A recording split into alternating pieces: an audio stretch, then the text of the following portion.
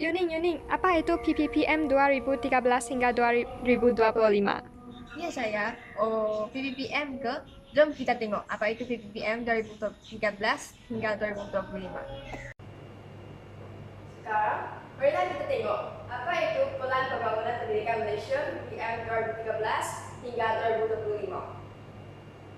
Pada abad ke-21 ini, standard pendidikan antarabangsa sedang meningkat secara mendadak.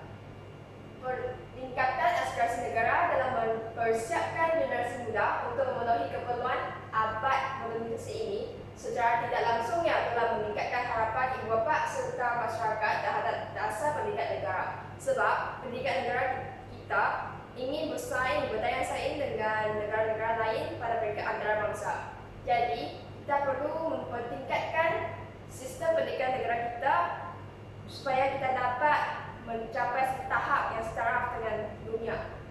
Dan dalam tempoh 15 bulan, bermula dari Oktober 2011 sehingga Disember 2012, KPM, Kementerian Pendidikan Malaysia, telah mengganti semula sistem pendidikan negara secara menyeluruh dan memperoleh input daripada pelbagai sumber laporan penyelidikan demi usaha membangunkan Pelan Pembangunan Pendidikan Malaysia yang baru.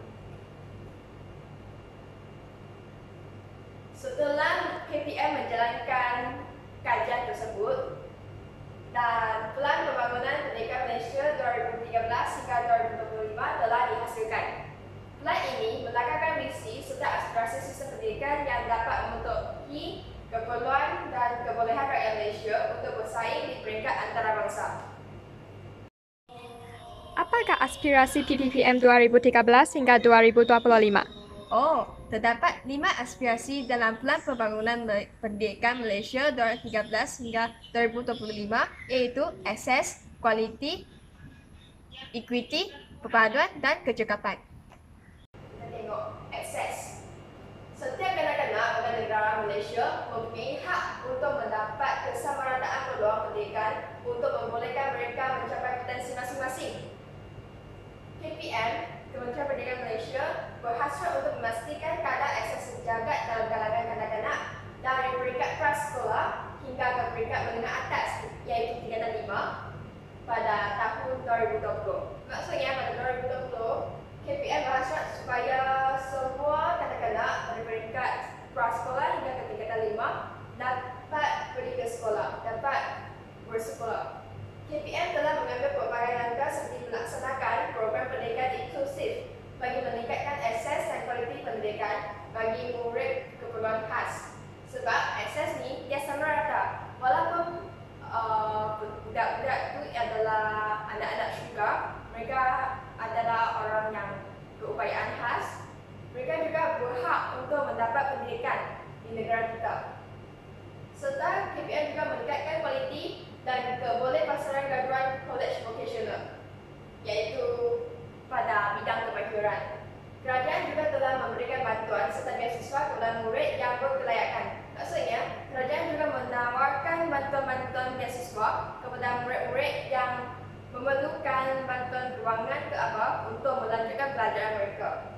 Dengan ini, terdapat peningkatan yang ketara terhadap enrolment murid prasekolah sehingga menengah atas sejak tahun 2019 hingga kini.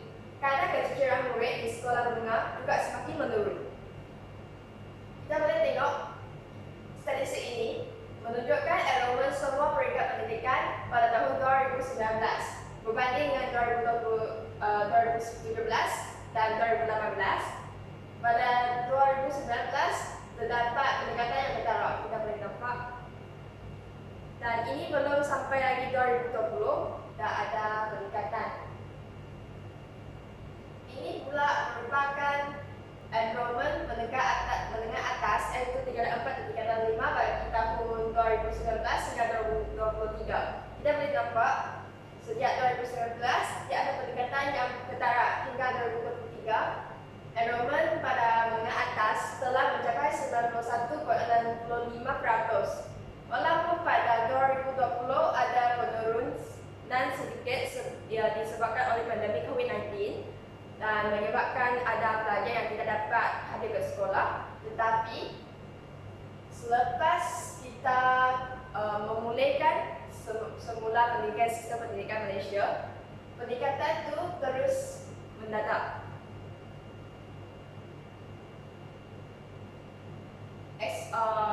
Aspirasi kedua adalah kualiti. Semua kanak-kanak berpeluang untuk mendapatkan pendidikan cemerlang berdasarkan keunikan sistem pendidikan di Malaysia dan standing dari sistem pendidikan antarabangsa. Kenapa kita katakan sistem pendidikan Malaysia di Malaysia adalah unik? Sebab di Malaysia kita dapat pelbagai sekolah seperti SATC, sekolah jenis kebangsaan Cina, dan SATT, sekolah jenis kebangsaan Tamil, dan juga sekolah kebangsaan yang memanfaatkan bahasa Melayu. Aspirasi sistem pendidikan negara adalah untuk meletakkan Malaysia dalam kelompok sepertiga teratas dalam pendaksiran antarabangsa mengikut pengukuran tim terpisah dalam tempoh 15 tahun yang akan datang, di mana tim terpisah ini hanya menguji bacaan, matematik, dan sains saja. Jadi Malaysia juga ada 3M, iaitu menulis, membaca, dan mengira. Dimensi kualiti lain yang relevan dengan konteks Malaysia akan dimasukkan apabila dimensi itu dibangunkan dan diterima di peringkat antarabangsa. Disebabkan Malaysia ingin mencapai satu taraf yang sejagat dengan dunia, jadi Malaysia akan memperbanyakkan perkembangan pada dimensi-dimensi yang ditekankan pada peringkat antarabangsa. Yang lain-lain itu Malaysia akan juga dibangunkan apabila dimensi itu juga diterima pada peringkat antarabangsa.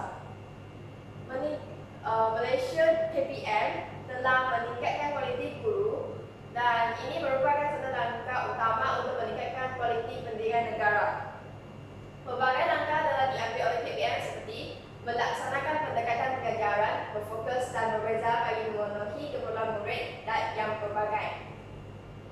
Latihan intervensi ini telah ditawarkan kepada guru bahasa Melayu bukan option, iaitu guru bahasa Melayu yang bukan ambilan option PM untuk meningkatkan profesionalisme guru bahasa Melayu. Sebab bahasa Melayu merupakan satu bahasa kebangsaan di Malaysia, jadi ia perlu dimartabatkan dalam guru. Banker serta modul seperti modul hebat, STEM, dan sebagainya juga diadakan bagi meningkatkan kemahiran dan pengetahuan guru-guru. Pelbagai alternatif yang meningkatkan profesionalisme guru melalui transformasi IPG seperti meningkatkan kualiti modul dan latihan IPG, memantapkan kompetensi pemimpin IPG serta peningkatan kepakaran persyarat. Ini semua dapat meningkatkan kualiti seorang guru dan secara tidak langsung, guru yang berkualiti dapat mendidik anak murid yang berkualiti juga. Aspirasi ketiga ialah equity. Jadi apa maksud equity? Perbezaan antara equality dan equity adalah equality ia adalah bagi satu kelebihan satu benda kepada semua orang, tetapi ia tidak tepat dengan situasi dan keperluannya. Kalau equity, dia akan berikan kebolehan ataupun berikan benda itu yang memberikan manfaat kepada orang, kepada murid mengikut keperluan mereka. Jadi, sistem pendidikan berprestasi tinggi menyediakan pendidikan terbaik kepada semua kanak-kanak tanpa mengira kedudukan geografi, gender atau latar belakang sosioekonomi. Kementerian berhasrat untuk merapatkan lagi jurang pencapaian antara murid bandar dengan luar bandar, sosioekonomi dan pencapaian antara gender sehingga 50% menjelang tahun 2020. Disebabkan di Malaysia kita terdapat bandar dan luar bandar iaitu seperti Semenanjung dan Sabah Sarawak, terdapat juga anak-anak orang asli yang tidak dapat bersekolah dengan mempunyai kualiti sekolah yang baik.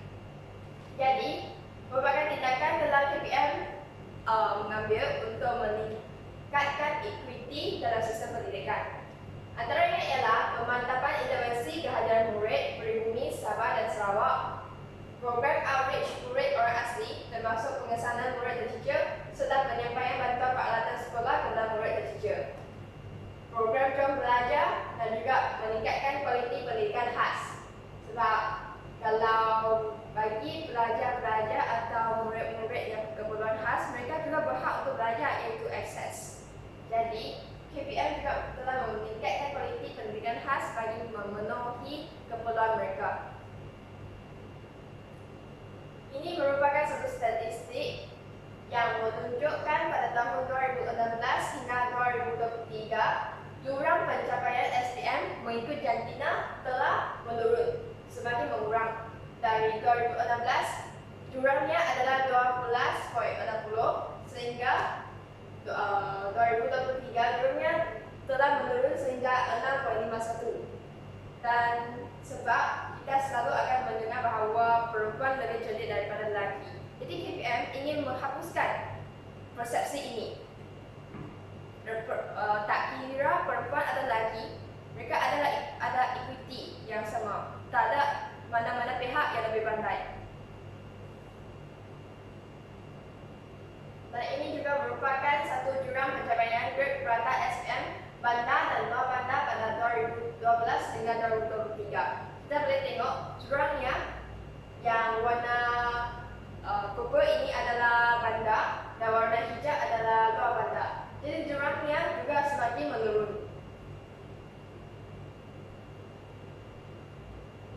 Aspirasi keempat adalah perpaduan. Jadi di Malaysia, rakyat Malaysia terdiri daripada pelbagai kaum seperti Cina, Melayu, India, Kedatangan Dusun dan juga lain-lain. Murid yang berusia antara 7 hingga 17 tahun, iaitu dari darjah 1 sehingga tingkatan 5, menghabiskan lebih 1/4 daripada masa mereka di sekolah. Sebab kita akan pergi sekolah pada pukul 7 dan habis sekolah pukul 1:30 macam tu. Dan melalui interaksi bersama murid lain daripada pelbagai latar belakang sosioekonomi, agama dan etnik, murid dapat belajar, memahami, menerima dan menghayati perbezaan. Sebab mereka akan berkawan dengan kawan-kawan dengan rakannya yang daripada pelbagai latar belakang dan juga agama. Keadaan ini mewujudkan suatu perkongsian pengalaman dan aspirasi bagi membina masa depan Malaysia. KPM berhasrat menjana suatu sistem pendidikan yang memberi peluang kepada murid berkongsi pengalaman dan aspirasi demi membentuk dan memperkukuhkan lagi atas perbuatan rakyat Malaysia. Sebab perbuatan amat penting dalam Malaysia untuk menjalinkan keamanan negara dan supaya negara dapat berkembang dengan lebih baik. Pembudayaan amalan perpaduan di sekolah melalui aktiviti kurikulum dan kurikulum adalah antara satu alternatif yang KPM telah ambil untuk meningkatkan perpaduan antara murid. Pembangunan karakter dan sistem murid juga ditekankan dalam PPPM supaya murid-murid menjadi lebih mempunyai sasar yang unggul dan dapat menjalinkan hubungan, dapat berkawan dengan rakan yang pelbagai latar belakang. Program khidmat masyarakat di semua sekolah di KPM juga dilaksanakan supaya murid mempunyai sifat-sifat empati dan juga sifat bekerjasama dan tanggungjawab sebagai rakyat Malaysia. Ini merupakan satu tahap indeks perpaduan guru dan murid mengikut konstruk di sekolah pada tahun 2014 hingga 2023. Guru sekolah rendah, guru sekolah menengah, murid sekolah rendah dan murid sekolah menengah. Kita boleh nampak indeks perpaduannya agak tinggi dan semakin meningkat. Yang aspirasi kelima iaitu kecekapan. Apa maksud kecekapan? Kecekapan dalam sistem pendidikan Malaysia telah menerima peruntukan yang tinggi, iaitu sistem pendidikan Malaysia telah menerima peruntukan yang tinggi. Namun peningkatan keberhasilan murid masih tidak sepadan dengan sumber yang telah disalurkan ke dalam sistem. Maksudnya, kerajaan telah memberikan banyak keperluan dan banyak sumbangan kepada sekolah-sekolah, kepada KPM untuk meningkatkan sistem pendidikan Malaysia. Walau bagaimanapun, murid-murid masih tidak mencapai satu prestasi yang diharapkan oleh KPM dengan sumber yang telah disalurkan oleh KPM. Mereka mengharapkan supaya sumber yang mereka sarankan kepada murid-murid dapat dipergunakan dengan baik supaya murid-murid dapat berkembang dengan lebih baik. Walaupun kerajaan akan terus mengekalkan tahap pelaburan semasa, KPM berhasrat untuk memaksimumkan keberhasilan murid mengikut tahap peruntukan masa.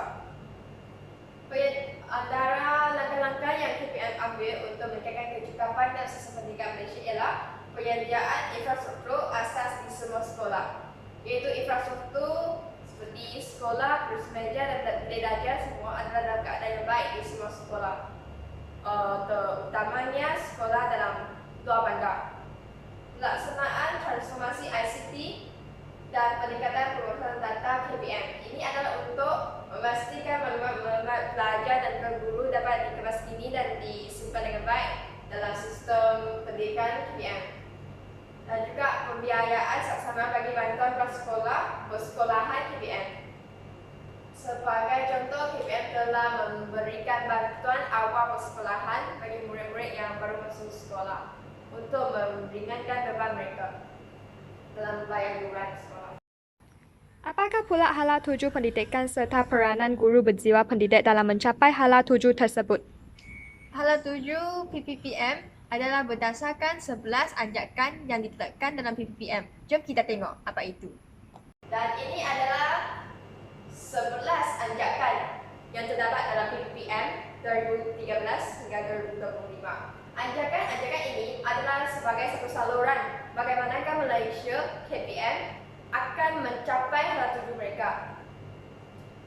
Antaranya ialah menyediakan kesamarataan akses kepada pendidikan berkualiti bertaraf antarabangsa, memastikan setiap murid berprofesi dalam bahasa Malaysia dan bahasa Inggeris, melahirkan rakyat Malaysia dengan menghayatkan nilai, transformasi keguruan sebagai profesi pilihan, memastikan kepimpinan berprestasi tinggi ditempatkan setiap sekolah, mengupaya JPN, PBD dan sekolah untuk menyediakan penyelesaian khusus berasaskan keperluan, memanfaatkan ICT bagi meningkatkan kualiti pembelajaran di Malaysia, mentransformasi kebolehan keupayaan dan kapasiti penyampaian kementerian, bekerjasama dengan ibu bapa, komuniti dan sektor swasta secara meluas, memaksimumkan keberhasilan murid bagi setiap ringgit, meningkatkan ketulusan untuk accountability awal secara langsung.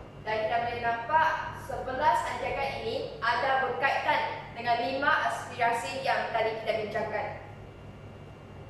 Sekarang, setelah kita memahami aspirasi dan juga anjakan 11 anjakan yang ditetapkan dalam Pelan Pembangunan Malaysia, Pendidikan Malaysia 2013 hingga 2025, kita telah mengkonklusikan 4 hala tuju utama yang ingin dicapai oleh KPM Malaysia. Yang pertama ialah mempertingkatkan kualiti pendidikan, meningkatkan kualiti pengajaran dan pembelajaran serta memastikan kualiti guru. Ini telah terkait dengan anjakan PPM keempat, iaitu mentransformasi profesi keguruan menjadi profesi pilihan. Guru perlu berkemahiran tinggi dalam pengajaran dan sentiasa berusaha untuk memperbaiki cara mereka mengajar demi memastikan bahawa setiap pelajar memperolehi pengetahuan dan kemahiran yang diperlukan untuk menghadapi dunia yang semakin berubah. Maksudnya, guru akan menyiapkan diri sentiasa memperbaiki kesiapan mereka, sentiasa menambah baik cara mereka mengajar supaya murid-murid dapat berkembang dengan lebih baik dan mencapai potensi mereka untuk berdaya saing di dunia di peringkat antarabangsa ini. Hal tuju kedua adalah meningkatkan akses dan kesaksamaan. Ini adalah aspirasi pertama, iaitu akses. Hal tuju ini dapat memenuhi aspirasi equity di mana semua murid mempunyai peluang bersekolah yang sama rata tanpa mengira latar belakang sosioekonomi, etnik dan jantina. Ini juga dapat mengaitkan dengan anjakan PPPM pertama, iaitu menyediakan kesamarataan akses kepada pendidikan berkualiti bertaraf antarabangsa. Mereka haruslah mempunyai satu equality supaya semua pelajar dapat bersekolah dengan kualiti yang lebih baik.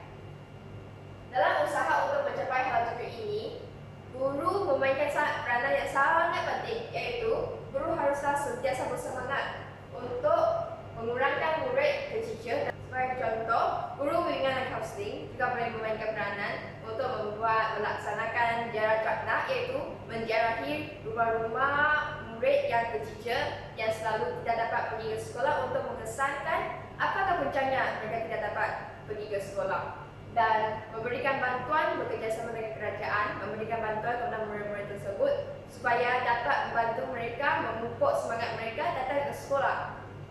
Dengan menyusun alternatif pengajaran kepada kumpulan murid di kawasan bandar atau luar bandar, terutamanya luar bandar, sebab di luar bandar murid-murid selalu akan menghadapi pelbagai cabaran untuk datang ke sekolah atau bersekolah, akan menghadapi masalah kewangan ataupun infrastruktur ataupun pengangkutan. Jadi, KPM dan guru boleh bekerjasama untuk mengesan dan membantu murid-murid ini supaya mereka dapat mendapatkan akses pendidikan ini juga dan mencapai satu equity. Hal tujuh ketiga ialah pembentukan model insan. Hal tujuh ini memfokuskan perkembangan murid secara holistik, iaitu secara keseluruhan dari pelbagai aspek, sukan, minat dan juga akademik. Selaras dengan anjakan PPPM ketiga, iaitu melahirkan rakyat yang menghayati nilai.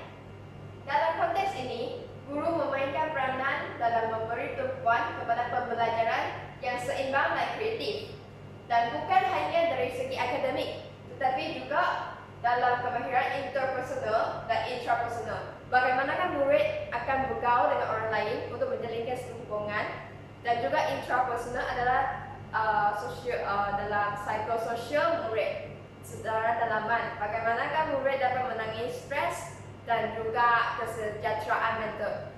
Kesejahteraan mental merupakan satu asas kepada kesejahteraan hidup. Jadi, amat penting dalam seorang murid supaya mereka capai tahap kesejahteraan mental, supaya mereka dapat mencapai potensi-potensi mereka yang lain secara maksimum.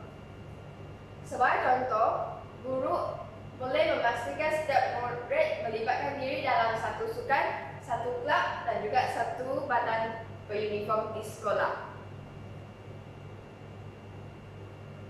Dan hal tujuh utama yang keempat adalah penggunaan teknologi dalam pendidikan, sebab sekarang ni adalah abad ke-21, satu abad modernisasi dan semua benda adalah ke arah digitalisasi. Hal tujuh ini dapat dikaitkan dengan anjakan PPM ke-7, iaitu memanfaatkan ICT bagi meningkatkan kualiti pembelajaran di Malaysia untuk menekankan penggunaan ICT dalam meningkatkan pengalaman pembelajaran abad ke-21. Sebagai contoh yang sangat jelas, sekarang saya juga sedang memanfaatkan ICT untuk menyiapkan tugasan saya. Dalam konteks ini, guru merupakan satu perantara yang menggabungkan teknologi dalam pengajaran dan pembelajaran.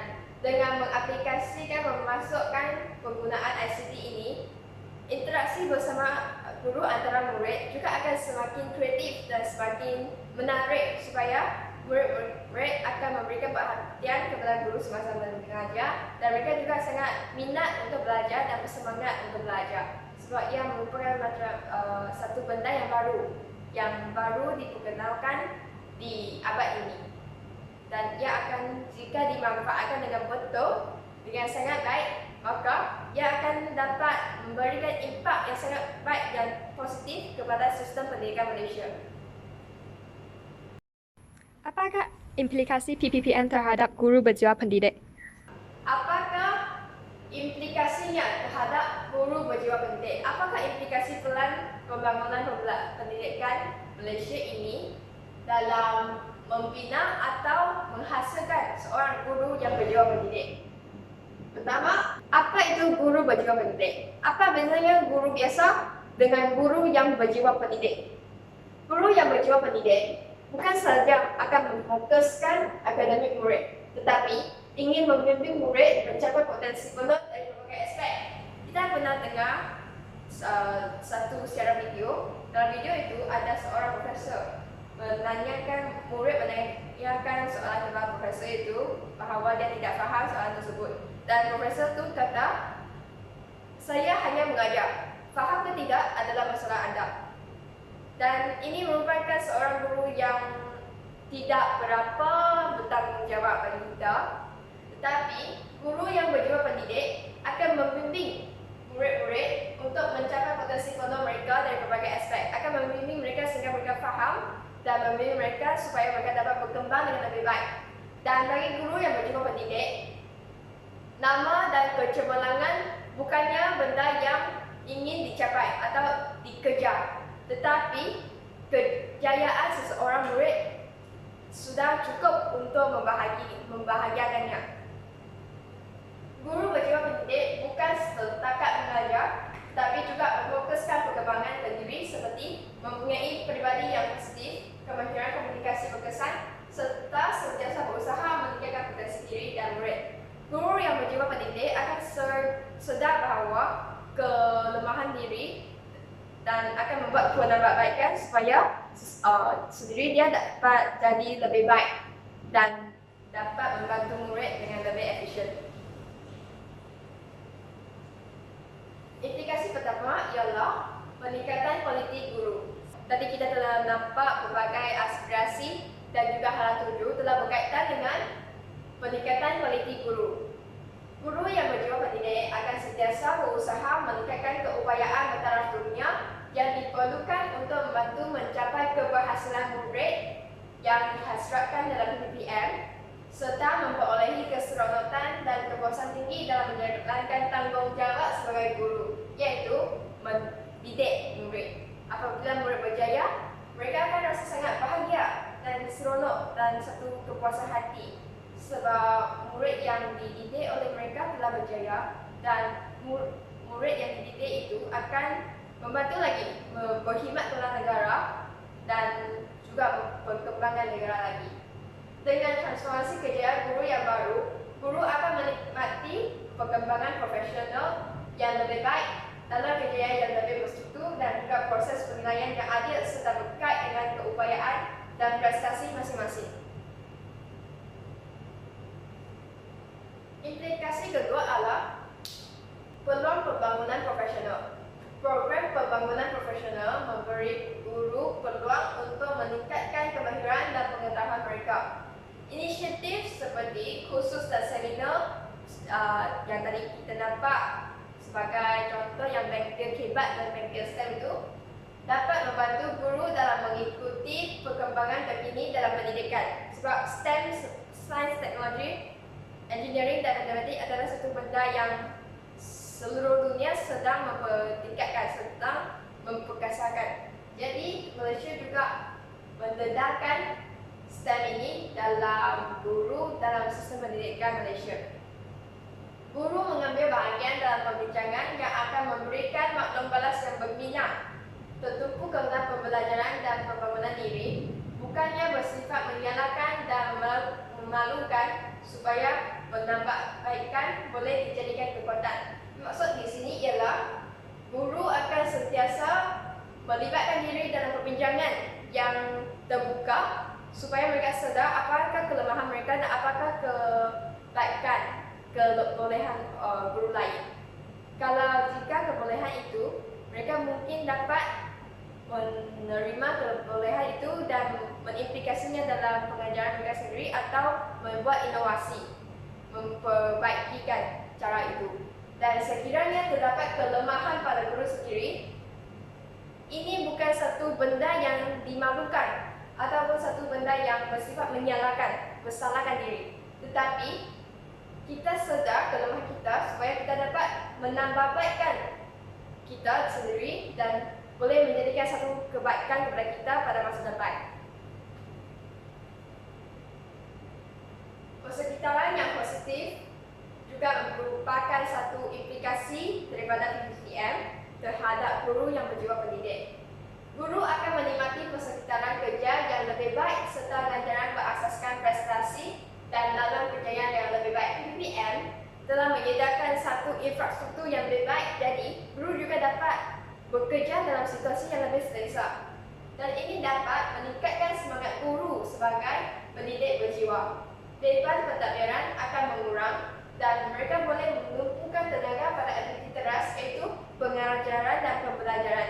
Sebab mereka tidak lagi perlu menghadapi cabaran-cabaran seperti kekurangan infrastruktur ataupun kekurangan peruntukan daripada kerajaan untuk melaksanakan aktiviti. Jadi, mereka akan lebih mefokuskan kepada pengajaran dan pembelajaran harian di bilik belajar dengan murid-murid supaya dapat membantu murid-murid mendidik murid-murid dengan lebih baik.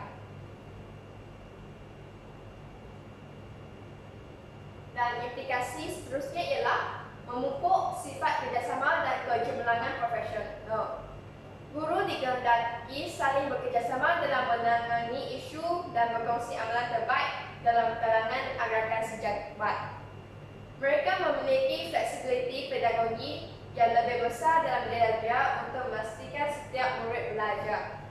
Guru yang berjiwa pendidik harus bersikap terbuka kepada pembelajaran serta cara bekerja yang baru di mana melibatkan ibu bapa dan murid dalam proses pembelajaran. Seperti tadi ajakan yang kita kata, ada satu ajakan adalah untuk melibatkan, memperbanyakkan, mengeratkan hubungan antara guru, murid dan juga ibu bapa serta komuniti. Jadi di sini mereka akan dapat satu cara kerja yang baru yang melibatkan PIPG ini. Dan guru yang berjiwa pendidik juga akan menjadikan dirinya contoh yang baik kepada murid-murid dari aspek cara berfikir, nilai dan kelakuan. Sebab itu tadi kita kata, guru haruslah sentiasa sedar kelemahan diri dan memperbaiki kelemahan diri dan kesalahan diri supaya dapat menjadi satu contoh teladan yang lebih baik kepada murid-murid. Tapi ini tidak maksudnya guru merupakan satu guru yang perfect, tiada yang sempurna. Cuma akan sentiasa meningkatkan potensi diri, sentiasa memperbaikikan diri untuk menjadi lebih baik.